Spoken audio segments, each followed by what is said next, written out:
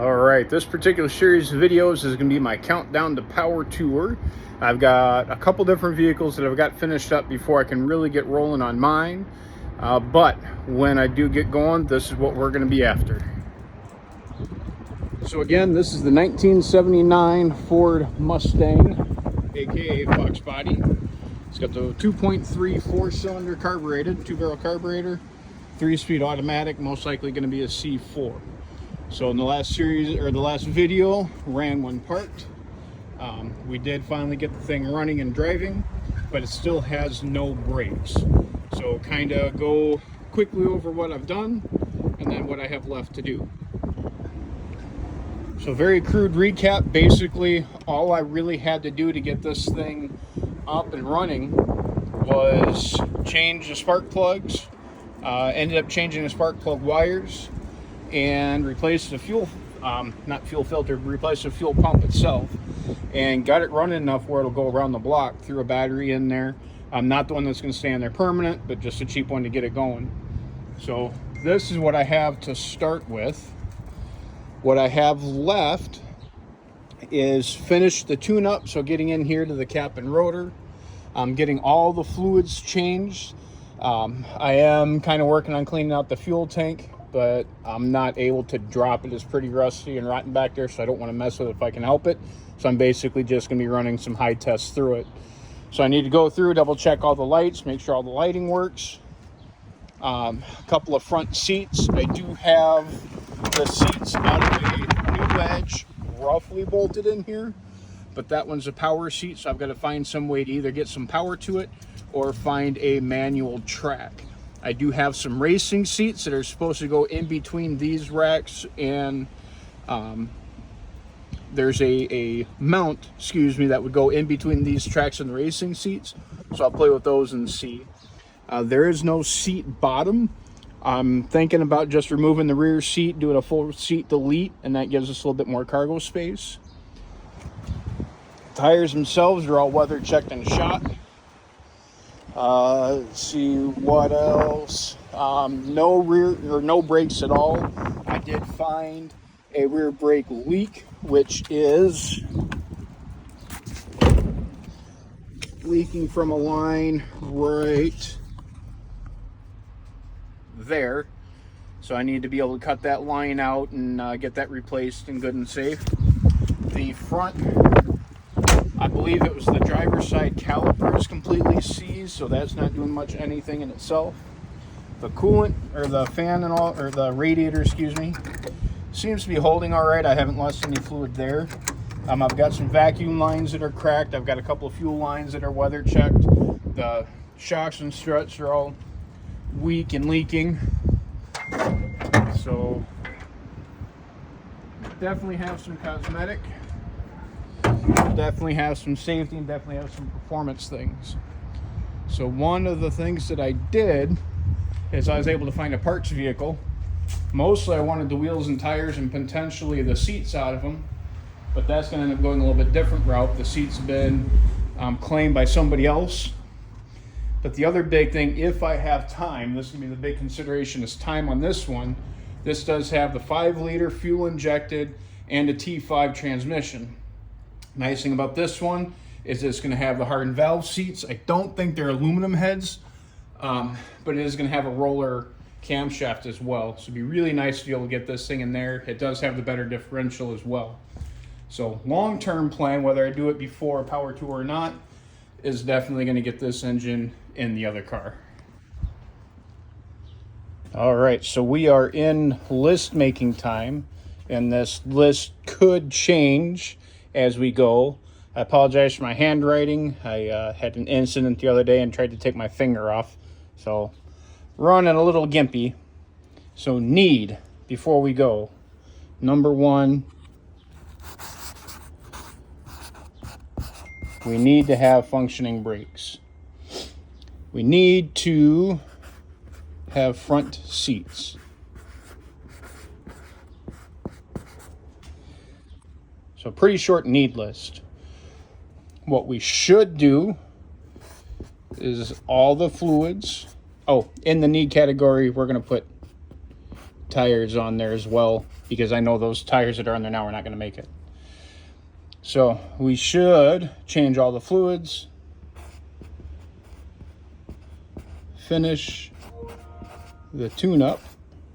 So that's going to be like the cap, the rotor, the air filter, all the vacuum lines, all the things like that, all the belts, anything rubber, you know, with how long this thing's been sitting. Stereo. I gotta have my music. Let's see what else is in the should. Plus. New heading. Oh, the other thing. Sorry, I'm kind of all over the place right now. There's definitely some play in that front end. So we're going to do a front end check. See what's going on. Probably some tie rods. But I've got to inspect that and see where else we're at. So again, in the should, we got fluids, finish the tune-up, do the stereo, rear seat, question mark. And that will kind of go between these two. Plus, suspension. That's key. It's got to be able to ride good, make sure I don't blow a shock or something going down the road. So not going to happen. V8 5-speed swap.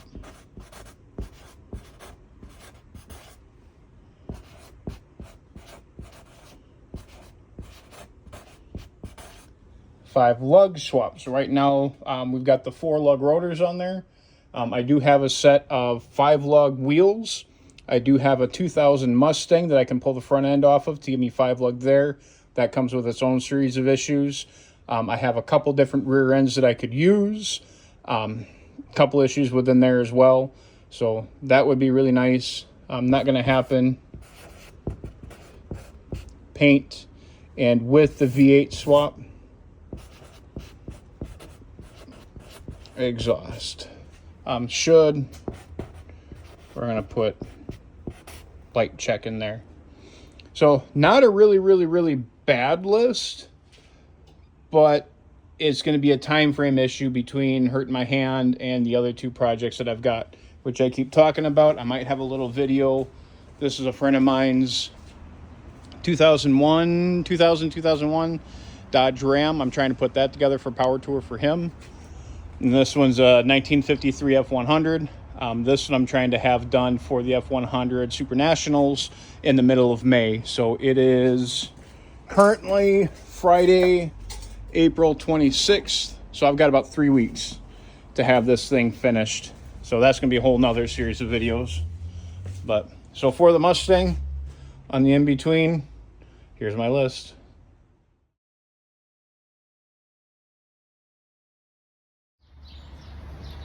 Well, it's been a little while with all the other projects that I have. I've not made much work done on the Mustang. So I'm going to show you where I'm at, where I'm headed, and what I'm going to try and get done as soon as I can, because Power Tour is less than 3 weeks away. So some of the little stuff I've been doing, kind of moving it back and forth, at a certain point, it stopped running. If I pour fuel down the carburetor, it would run just fine until float blows go. I was not getting any air drawn. Now, one of the things that I did when we did the fuel pump, I wish I could find what I just did with that fuel hose that I had. I noticed that, oh, there it is. Haha. So I noticed I had a slight crack in the fuel hose and it was dripping a little bit, but it was running as one of those things on my list. But I didn't really get to it. But when I crawled underneath there, kind of taking a look and checking, that did full out split right at the nipple. So I'm going to assume I was just drawing air when I was trying to get the fuel pump to go. So I got a new hose on order. While I've got the front end in the air, I'm going to pull the wheels off. I'm going to check the brakes. I'm going to look at the struts, kind of see where I'm going. And then once I get all that done, I will, I've got to figure out where the front end play is as well. And then I'll take a look and see what it looks like with the new rims on it. So finally getting to start. Okay, we got the driver's side wheel off. First thing I'm noticing, obviously this thing's been sitting for a while. It's got rust built up on the rotors. Taking a look, there's a little bit of a groove in there. Taking a peek here, we got a backing plate that's a little bit close. We do have some grinding, but I'm assuming a lot of that's just going to be the rust buildup on the rotor. Taking a look, the brake pads are actually in really good shape. So I know I had gotten in here a while back and tried to bleed these out and got mixed result. So I'm going to take a look and see. I'm looking at the brake line here is kind of crusty. Looking at the brake hose, doesn't look horrible. I've definitely seen worse. Strut, I would say no signs of leaking, but who knows, it might have leaked everything out.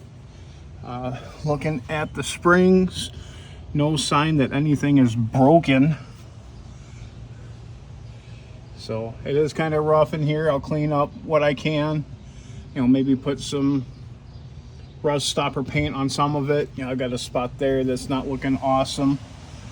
But all in all, I mean, it's a 45-year-old vehicle and it's probably held up better than I have so far. But a lot of stuff to do to it. I could feel some play when I had the tire on here. A lot of it, I could actually see the steering wheel moving back and forth, so some of it just could be slop in the steering. I need to take a look at the rag joint. But taking a peek down here, not too horrible as far as play and the tie rods go. The ball joint didn't really feel like any. The passenger felt like I had a little bit of maybe wheel bearing. These have taper bearings, so I'm most likely going to replace the rotors for sure. Pads, we'll see if I can save them. Calipers, maybe. I've got somebody that might have a set of calipers that'll work on this thing. But again, I'm probably replacing every hard line just because I don't want to be middle of nowhere and have the brakes give out on me, especially if I'm behind like a really expensive car. So that's a start on this corner. Take a look at the other one, see how that looks. Taking a peek under the passenger side, pretty much the same story. Pads look really good as far as actual material. Rotors are, you know, questionable from sitting. Again, we got a lot of just dirt and stuff because it's been sitting for so long. I do have a little more play out of this one. It might just be in that brake because I think this is one that didn't work. So this might be the one that either has bad line, seized piston, maybe a collapsed hose. This one I don't think I was getting any fluid out of. So if that's the case and the caliper has no pressure behind it, that could be some of the play that I'm feeling. Taking a look, obviously sway bar links have seen better days. Same rust spot in the same area. Again, those can be cleaned up and fixed. So kind of taking a look. Everything else, I mean, there's a lot of grime again from sitting. But all in all, compared to what I normally get, not horrible. So, let's see, taking a look at the hose here again, taking a look at the line here again. Not the best in the world. Should be pretty easy to run these. It doesn't have to look pretty because, again, I'm redoing this whole front end. And we'll get into that maybe a little bit later in this part of the episode, maybe in another episode. But, again, kind of what I was expecting. Looking at the strut, again, not really any signs of leaking, no rundown and anything like that. Springs, no sign that anything's broke. So, serviceable. Not great, but serviceable.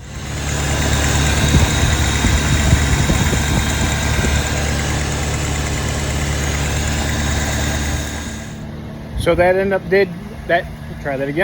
did end up being the running issue. I think there might be a little bit of a buildup inside the carburetor yet, because when I did get it first fired up, it started flooding really bad. Ooh, that could be from over priming it too. So I'm going to keep letting it run, burn through another quarter tank of gas that I've got in here, just make sure everything's good to go. Got that part figured out. The other part that I was looking at was that play in the front end. So again, the other side, I mean, it's got time on, it's got age on it, but I did find the ultimate issue with the front end play as well.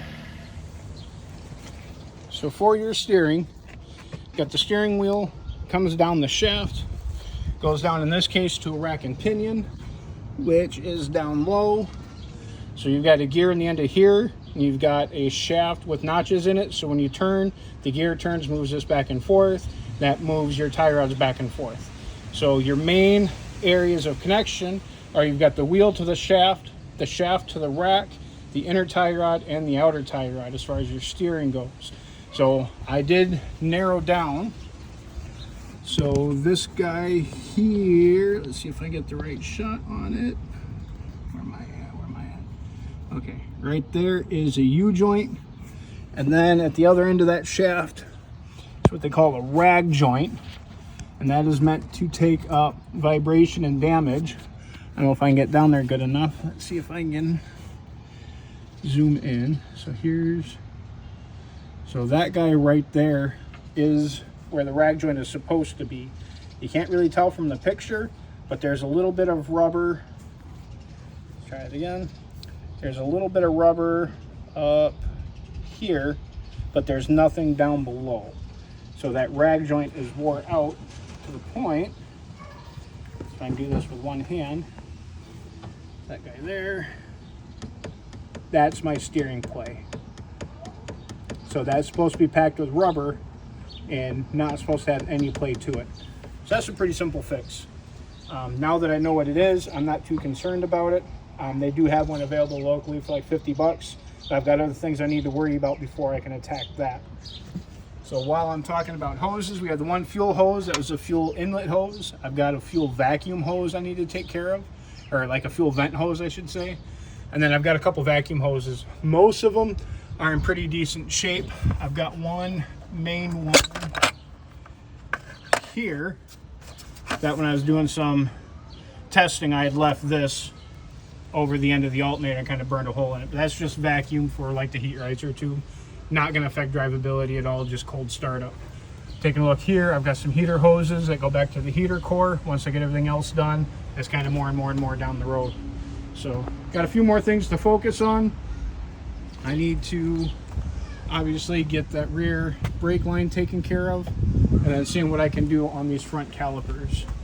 So I will be bringing this back up to the concrete and probably start taking brakes apart in the next day or two. While we're waiting on parts for the front, went ahead and moved over to start taking a look at the rear. So initial drums are not locked up. Not a lot of play in them. You can see the drive shaft is attempting to move. Take a look at quality of the lines. They actually don't look too bad back here. So you got the rubber hose coming back to here at the junction, goes across. We'll take a look at that side. This does not have the quad shock set up, just the regular shock, so this would be easy enough to change. Take a look, the springs, half decent shape. I would bet they're probably a little wore out.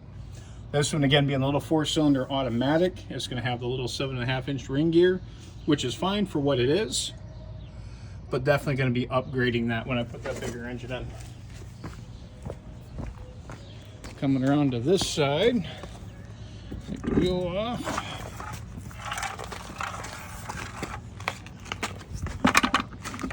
So thankfully, the noise I was hearing, I don't know if you heard that when I took it off, I thought it might be something that broke in the brake. I'm gonna bet that's probably like a wheel weight in between the hubcap and rim. So for curiosity's sake, we'll take a look at that later.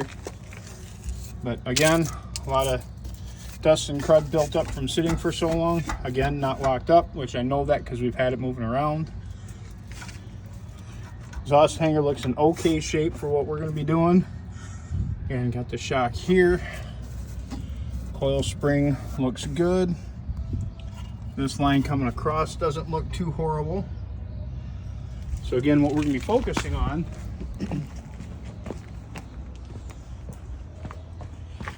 is the other end of that rubber line, see what that goes into, because that's going to be the section coming up under the car or into the car that's leaking. I'm going to have to pull back the carpet and see if there's any junctions here before get my other crap out the way quick.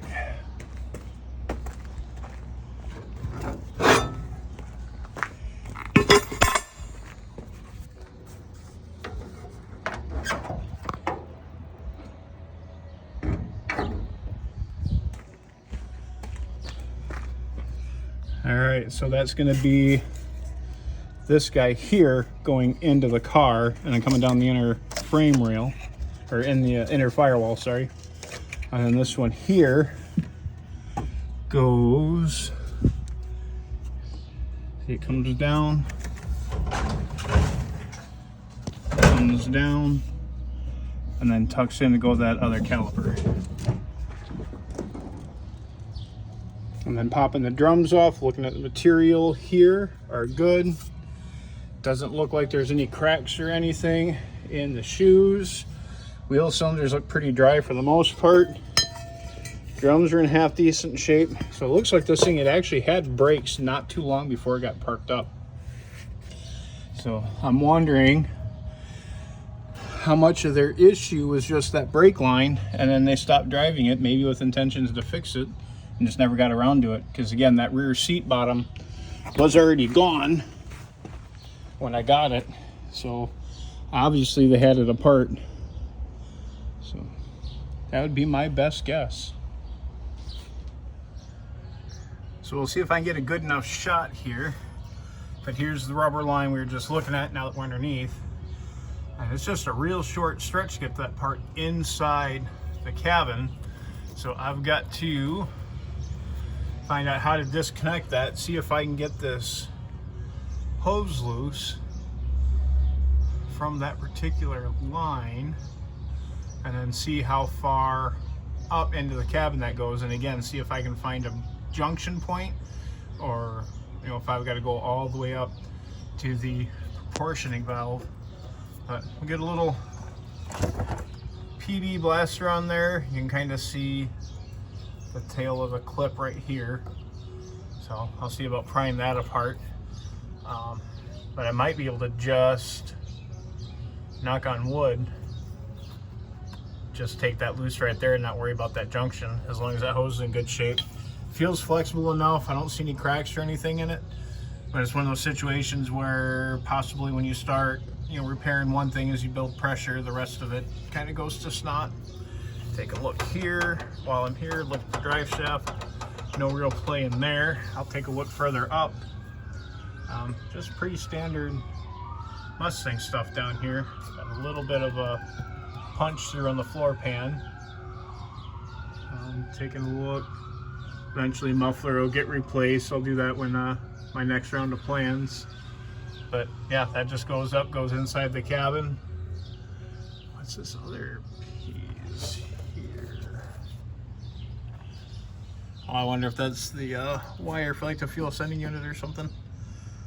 Anyway, interesting enough, a little bit of scale. If we go crazy and I get my drive on hoist, I can clean all that up. Pull everything out, clean everything up, and go back.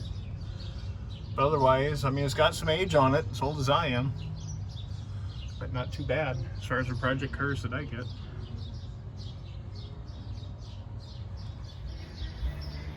All right, it is now Wednesday. I'm supposed to be leaving Saturday morning for power tour, and I have had to make a change. So while working on the brakes on this thing, I had the rear end up, and something started gushing from the front of the engine. You can see the concrete stain there. And now I have a similar issue I had before. Vehicle will run when I put fuel in the carburetor, but it's not drawing fuel from the tank anymore, so I've got to figure out the fuel issue. And then I've had all the brakes off. I replaced the leaky line here, and then I replaced the line that I cut here, and I'm still getting no brake pressure to most of the brakes. Now, I know that a lot of these parts aren't good. I know the wheel cylinder, at least the one in the passenger rear, snapped off the bleeder screw. The front calipers, I get a little bit of compression, but to do this right, I'm replacing the master, I'm replacing the calipers, I'm replacing the cylinders, I'm replumbing the whole thing. That's the right way to do it. I'm not gonna do that because I have plans for this car, and I'm not gonna put $500 into the brake system that I'm just gonna throw away. So I have to officially call it Plan A. The 1979 Mustang is not going on power tour this year. Now, when I go down there, I'm gonna have my son with me, and he's gonna come back up for the summer, and then we're gonna dig more into this car. So you'll have more videos coming on this one. But for right now, I decided to put this on hold to focus on Plan B. Plan B is a car you guys should remember from other videos. This is the daughter's 1966 Chevy Impala, 283, Power Glide 2-speed automatic, and I have done the 4-barrel carburetor upgrade, intake and carburetor upgrade to this one. So this one needs a lot less work to get going. I did put a dual exhaust set of Flowmasters underneath it, so it's got good sound. So I need to replace the, I didn't need to get in there. I need to replace the fuel pump in this one. It works, it fires up every time. But, let's get down in here. It does leak around that main seal. Get my hand down here. It does leak around this. So I have the fuel pump, I just have to replace it. I want to do a real good cleanup. I want to check out the driver's side tires do leak a little bit of air. So I'm going to take a look, see what's going on with those. Probably just going to be reseal. While I have the tires off, I'm going to adjust the brakes, specifically the front brakes. This thing does not have a whole lot of torque, and I have a hard time with it rolling tires, which is one of the concerns that the daughter had, her complaints I should say, is you can't really get too hot doggy with it. The only other thing, which is an annoyance but not a concern, sometimes there is a squeak that sounds like it might be coming from the power steering pump. So if that gets bad enough, I mean, as long as it doesn't lock up, I can drive without power steering, not a big deal. My Fairlane doesn't have it, but there is a little bit of noise coming from there, which I do not believe to be a belt. So the only other thing left on this, we did start polishing. I was able to get, you can kind of see it's been a while since I've had a wash on it, but we got the roof line and the deck lid with a good DA polish. I want to at least get the hood so all the main flat surfaces are done, and then get a nice good clean on it. If I can polish the rest of it, great, but it's not the end of the world if I don't. So there is a little bit of an exhaust leak, not much. I'm not too worried about it. There is a little bit of a, I won't say a misfire, but a little bit of a huh. So I'm gonna recheck the routing of the wires, make sure one of the wires isn't arcing, something like that. It makes it sound like it's got a hot cam, but it doesn't.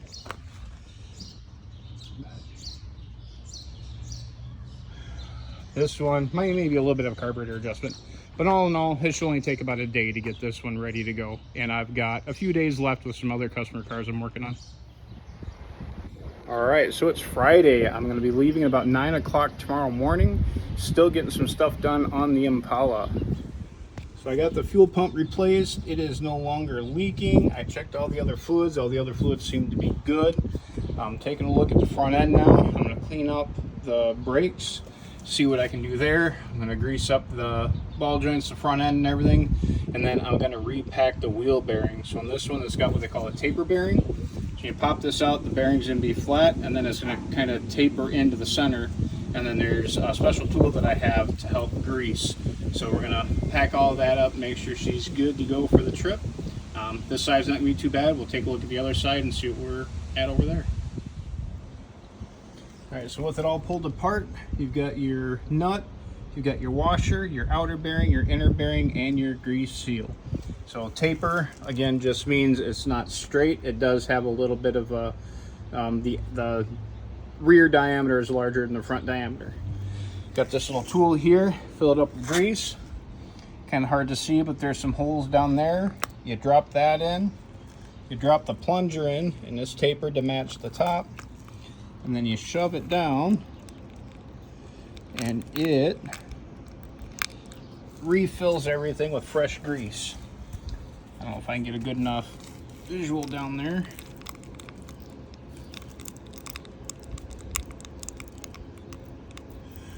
You can kind of see where there's fresh grease coming out of the top of that bearing. So the old school way is you would just load a bunch of grease into your hand, and you would just knuckle it and get all that grease in there, all the fresh stuff in there, which is fine, it works. This is just a little quicker, a little less messy.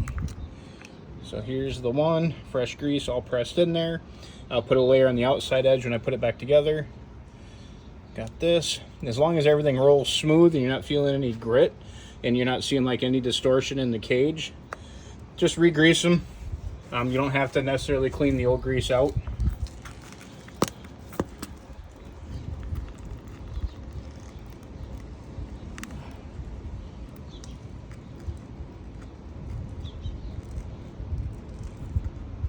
And this is not meant to be easy. Again, you're forcing all this grease through. You switch hands back and forth as my other hand still ain't quite healed yet.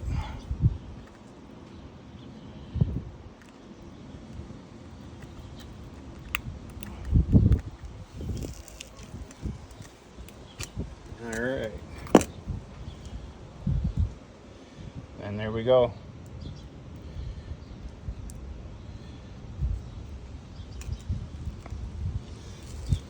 And then we'll clean off the spindle, we'll reload some of that, or the spindle. And then we will clean this up, repack that in. This is the back side, obviously the front has the studs. This will be the back side. We'll put that bearing in, put the seal in it. Usually you want to replace the seal right now because I've waited so long to get this done. There's nothing available in town today. And it's in good shape. I'll clean it up and make sure, but it's in, looks like good enough shape to be able to be reused. If it's all bent and distorted or everything like that, then obviously you definitely want to get a new one in there. But this should be good for what I'm doing today. Now, when you're putting everything back together, there's actual specific numbers and stuff floating out there. But what most of your old school techs do, you tighten the nut here until you get resistance within the actual spindle itself. And then you back it off about a quarter turn, and then make sure you're obviously lined up with your cotter pin hole. So here I've got good spin. If it's too loose, you'll have play in it, and that'll create issues. If it's too tight, you're going to build up excessive heat, and then that'll have issues. So if you do them often enough, there's a feel. It's hard to kind of explain. But if you are concerned about it, then if you look up your particular vehicle, somebody's going to have actual like torque measurements and stuff like that that you can use. But for right now, everything went together nice. The brakes themselves look good, so I'm going to spray them down a little bit, get my dust cap back on, spray down the brakes a little bit, maybe put a couple of turns on the adjustment wheel, tighten up the fronts a little bit, and then move on to the other side. All right, got the front end back on the ground. Everything went pretty well. Got the oil drain, the filter changed. Gonna put some oil in. So being a little bit older engine, I'm going a little bit thicker with a 10W30, should help it out. Again, any of these old engines with a flat tappet cam, I know I've said this before, in the Fairlane, I use the Lucas hot rod oil. If you don't have a special oil available, make sure you get something like this.